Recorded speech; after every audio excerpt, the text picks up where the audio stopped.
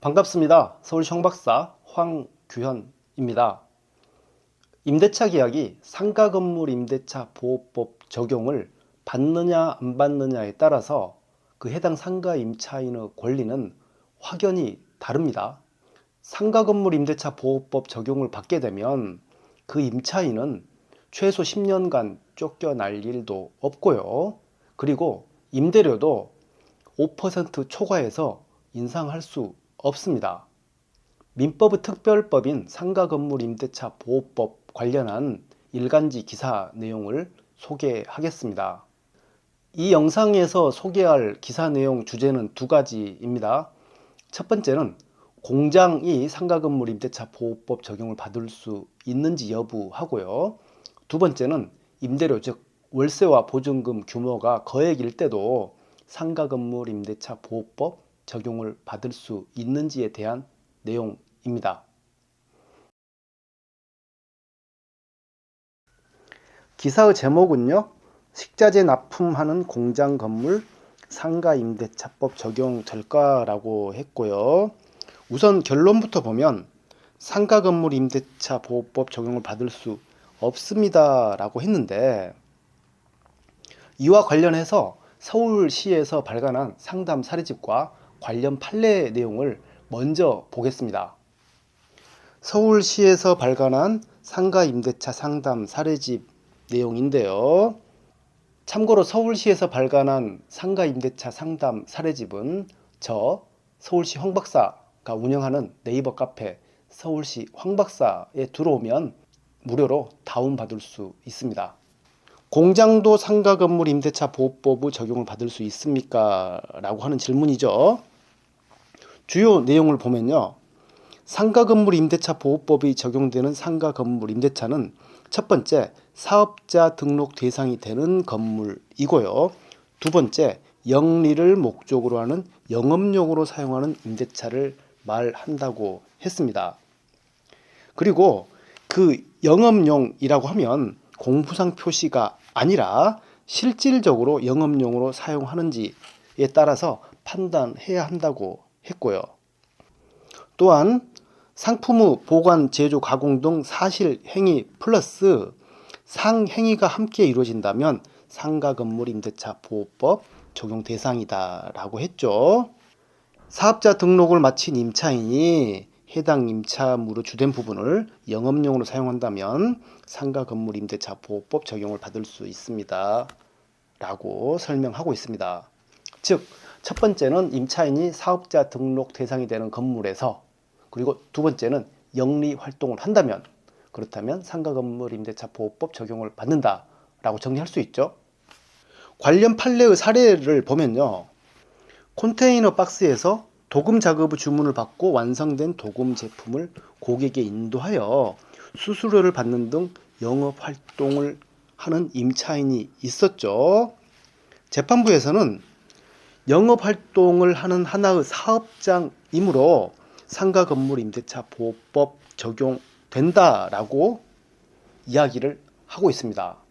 다시 기사 내용으로 돌아가 보도록 하겠습니다.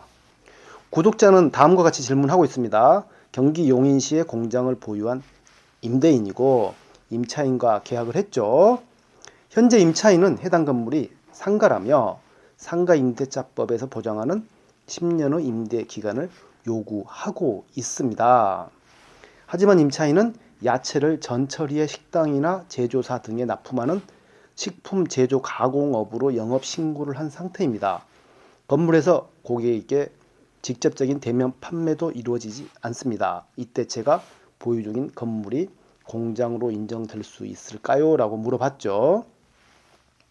이 질문 내용에서 보면 임차인은 야채를 전처리해서 납품하는 영업활동을 하고 있다고 합니다.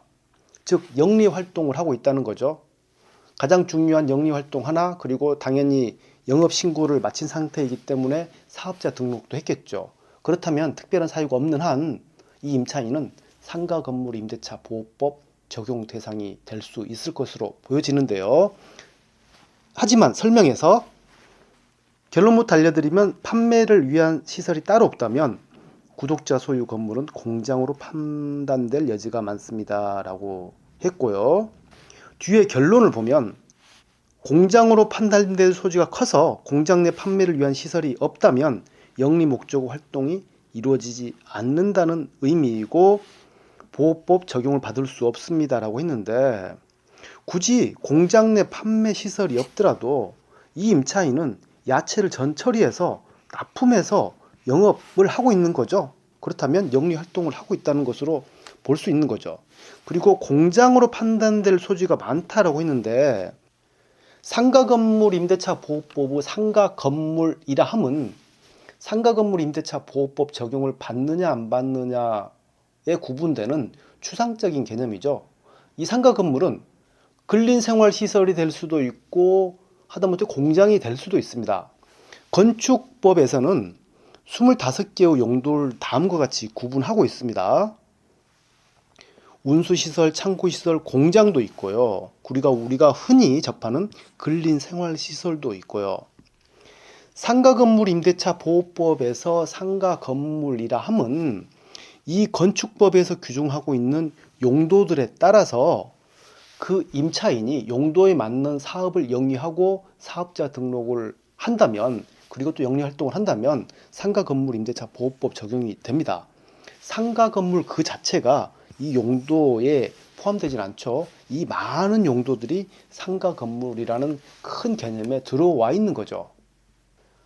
결론으로 정리해 보면요, 이 임차인은 사업자 등록을 하고 있고 그 공장에서 영리 활동을 하고 있습니다. 따라서 상가건물 임대차 보호법 적용 대상이 됩니다.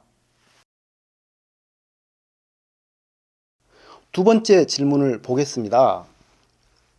보증금이 5천만 원, 월세가 550만 원이라고 했고요.